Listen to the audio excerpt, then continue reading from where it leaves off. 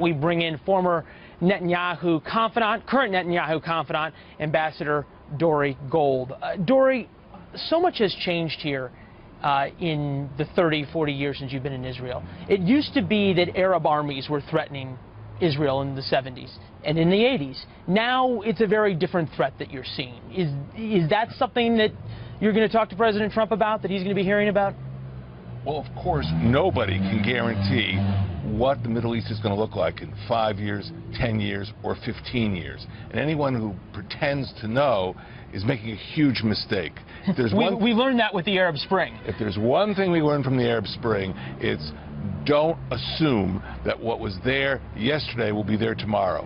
And therefore, Israel needs to protect itself from all kinds of eventualities. The Iranians are now seeking to achieve territorial contiguity from the Persian Gulf all the way to the Mediterranean, through Iraq, through Syria, through Lebanon. So where does Israel put its political capital during this visit? The president's on the ground for 26 hours here. Is the message to the president, hey, look, we really want to make a peace deal with the Palestinians? Is the message, Israel's under an existential threat? What is the takeaway? I think it's very simple. Let's focus on two things. Number one, the Jordan Valley. The Jordan Valley has been the front line of Israel's defense since 1967. The Jordan Valley is something which Yitzhak Rabin, the man who started the whole Oslo peace process, warned in his last Knesset speech, Israel must retain the Jordan Valley in the widest sense of that term. So that's our front line. We're not giving up the Jordan Valley, and Israeli polls show 80% of the public wants to retain the Jordan Valley. And let me just one other point. Jerusalem.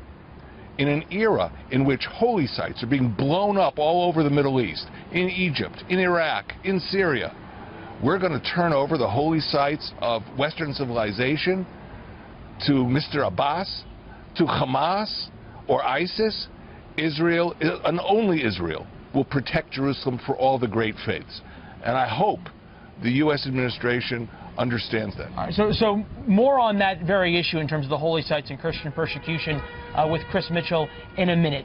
Back to this trip with President Trump. Okay, so this is a president who says he wants to make a deal. Deals require concessions by both sides. Is there anything that the Israelis are going to bring to the table that's going to be different, that is a new inducement, if you will, for a deal? What are the concession points? Well, before we talk about Israeli concessions, let's ask ourselves one fundamental question. Do we have bridgeable differences between the parties? So there's a possibility that there can't be a deal. Well, I think there are deals that can be done. That's my personal view. But wait, you think there's a deal? I just want to button this up. You think there's a deal that can be done that, in an intellectually honest sense, that the Palestinians would agree with as well? There's something out there that both sides, given their current positions, could reasonably agree to. What many of us who have been involved in negotiations for more than 15 years have concluded is that a final status deal covering all the issues like Jerusalem, like security, like borders, is not in the cards right now. Okay.